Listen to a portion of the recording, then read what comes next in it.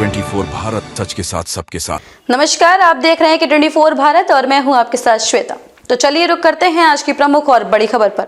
बहरोड के गांव जखराना में 30 घंटे बाद सैनिक सम्मान के साथ जवान नवीन कुमार का अंतिम संस्कार किया गया। विधायक डॉक्टर जसवंत यादव ने जवान की स्मृति बनवाने के लिए 5 लाख रुपए देने की घोषणा की।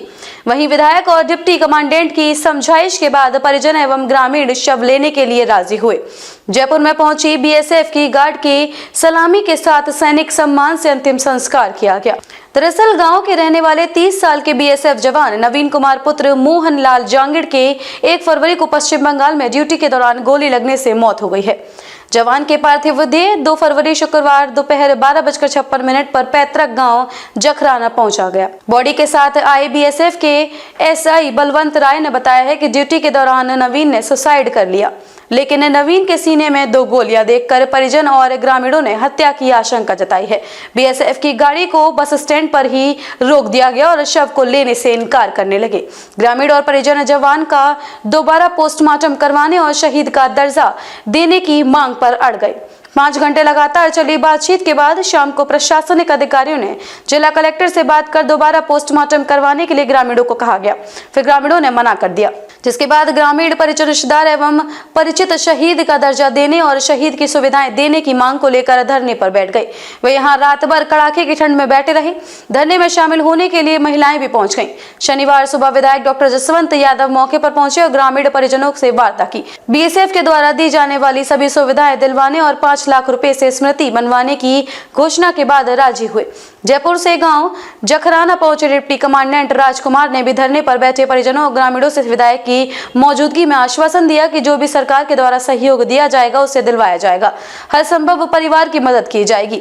जिसके बाद करीब 4 बजे जयपुर से जखराना पहुंची बीएसएफ की गार्ड ने सैनिक सम्मान के साथ सलामी दी गई और अंतिम संस्कार किया गया। जैसे ही नवीन का पार्थिव शरीर घर पहुंचा, वैसे ही परिजनों का रो रो कर बुरा हाल हो गया। ग्रामीणों ने कहा है कि नवीन कुमार हमेशा हंसमुख स्वभाव का था।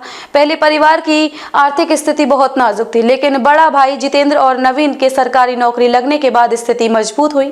नवीन का परिवार करीब 2 साल से बहरोड की उपवन सोसाइटी में निवास करता है। इस दौरान Mohit Yadav, Bastiram Yadav, PCC chief Sanjay Yadav, SDM Sachin Yadav, DSP Tej Pathak, सदर थाना पुलिस सहित जनप्रतिनिधि और ग्रामीण मौजूद थे। संवाददाता योगेश शर्मा की रिपोर्ट। समाधान पहले हुआ पड़ा था, कुछ गलतफहमियां दूर हो गई। अब यह है कि उनको सम्मान के साथ में दाह संस्कार किया जा रहा। सारा परिवार सहमत हो गया, गांव सहमत हो गया। जो फौज के इनके बीएसएफ के बेनिफिट है वो सारे बेनिफिट उनको मिलेंगे। और मैंने अपनी तरफ से 5 लाख रुपए की घोषणा की, उनकी समाधि बनवाई। सर, आपने एक बात कही थी, अगर 0 FIR बन जाएगी यहाँ से, अगर चाहे तो 0 FIR ऑलरेडी दर्ज हो चुकी है। ठीक, लेकिन जब यहाँ ऑलरेडी FIR लोगों की हो रही है, उनके तो आज तक लोगों को कुछ हो नहीं रहा। उनको बाद में बात करेंगे, देख कर किसका क्या नहीं। परिजनों की छोटी मोटी मांगे थी, जो देखो उसको जो सीमा सुरक्षा बल के जो कानून के दायरे में था, तो दायरे के अंदर हम कार्रवाई कर रहे हैं और मोस्ट प्रोबेबली उनकी सारी मांगे लगभग हमने मान ली गई हैं और पूरी तरह संतुष्ट हैं। क्या क्या मांगे आपकी? मोटा मोटी यही था उनका कि उसको क्या मिलेगा, उसकी पत्नी को क्या मिलेगा, सारी बातें उनको बता दी गई है। और वो नेक्स्ट क्या बोलते हैं कॉम्पनसेट ग्राउंड पे उनका अपॉइंटमेंट होगा नहीं होगा, तो जो सरकारी रूल के हिसाब से सारी बातें हमने उनको समझा दी और मुझे लगता है वो मोर देन सफिशिएंट, वो संतुष्ट है पूरी तरह से हमारी बातों से। सर, जब डेड बॉडी आई उसमें कुछ डॉक्यूमेंट नहीं बता रहे, क्या ये डॉक्यूमेंट अलाउ नहीं करते लेके आने के साथ में? डॉक्यूमेंट्स के देखो, डॉक्यूमेंट्स के बिना तो कोई आता नहीं वहाँ से, लेकिन डॉक्यूमेंट्स जो होते हैं वो सरकारी दस्तावेज अलग रखे जाते हैं जो सभी को नहीं प्रोवाइड किए जाते हैं। तो अविश्वास का माहौल कुछ बन गया था, इस कारण से सॉर्ट आउट हो गया। तो अभी सर, ये जो आत्महत्या या फिर ऐसा क्यों बता रहे, क्या कुछ मामला है, बताएंगे आप?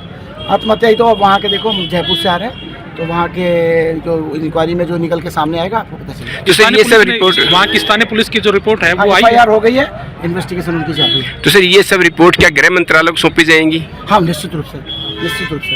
जिसने भी जैसे परिजनों ने आरोप लगाया है कि हमारे साथ असभ्य भाषा का प्रयोग किया गया है हमारे साथ, अभी उन्होंने रिकॉर्डिंग सुनाई, कहीं भी असभ्य, अभी हमने MLA साहब भी यहाँ पर थे, सबने माना इस बात को कि एक शब्द भी उसमें असभ्य नहीं है। जी, बाकी रिपोर्ट गृह मंत्रालय को सौंपी जाएगी। हर हाल में।